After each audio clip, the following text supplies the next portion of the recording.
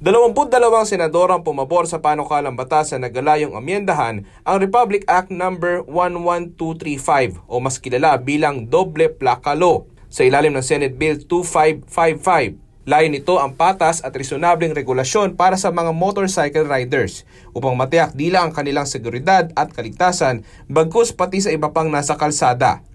To thank all of you for amending the seemingly discriminatory Motorcycle Crime Prevention Act.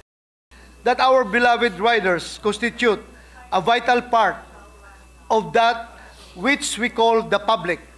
Ang ganap na pagsasabatas ng panukalang ito ay makapagbibigay ng kapanatagan ng loob sa ating mga motorista. Kinilala naman ni Senator JV Ejercito ang mga kontribusyon ng mga riders lalo na nung kasagsagan ng pandemya na sila'y naasahan. Wala pong masama na parusahan ang nagkasala, ngunit hindi rin makatarungan kung ipapataw ito sa buong sektor ng lipunan ng mga bayani rin na may tuturing nito mga nakaraang taon.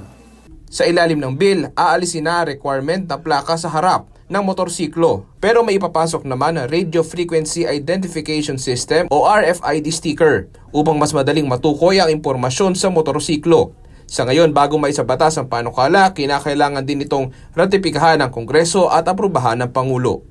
Daniel Manalastas para sa Pambansang TV sa Bagong Pilipinas.